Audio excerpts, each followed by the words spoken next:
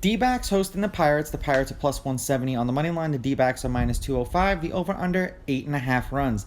The Pirates getting a run and a half on the run line are minus 125, meaning if you bet them that way and they win this game outright, you win. They lose by one, you win. The D-backs laying a run and a half on the run line are plus 105, meaning if you bet them that way, they must win by 2.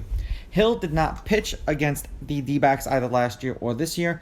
The Pirates are 4-6 as a team in his last 10 appearances. He's averaging 5 1/3 innings pitched and 5.6 strikeouts per game in those games. Gallen pitched once against the Pirates this year. Wasn't a very good outing. 3 2/3, 8 runs, 5 of which were earned. They lost that game 13-3 in Pittsburgh, and he only struck out 2 batters in that game. The D-backs are 6-4 as a team in his last 10 appearances. He's averaging 6 innings pitched and 5.6 strikeouts per game in those games. So his strikeouts have come down a little bit, but he's a guy who you usually like to keep an eye out for on the K line. Head-to-head, the home team is 6-4, although the road teams won the last 2 games. The D-backs are 6-4. The favorite is 6-4 on the money line. The favorite or the underdog getting or laying runs is 5-5. There have been 2 one-run games in their last 10 meetings. The over is 6-4 in their last 10, and the over 8.5 runs specifically also 6-4 in their last 10.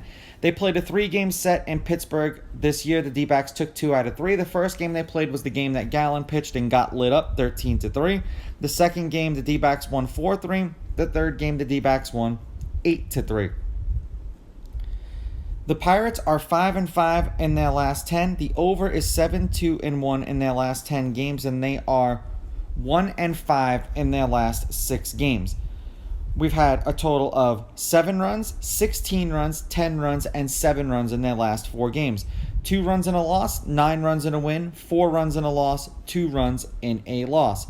For the D-backs, they are 4-6 in their last 10. The under is 8-2 in their last 10 games. The under has hit in their last 2 games, and the under has hit in 1, 2, 3, 4, 5, 6, 7 out of their last 8 games that they've played. They've lost their last 4 games. There's been a total of 7 runs, 13 runs, 3 runs, and 9 runs. They scored 2 runs in a loss, 5 runs in a loss, 1 run in a loss, and then they were shut out in a loss. And Gallen kind of started their losing streak last week against the Angels.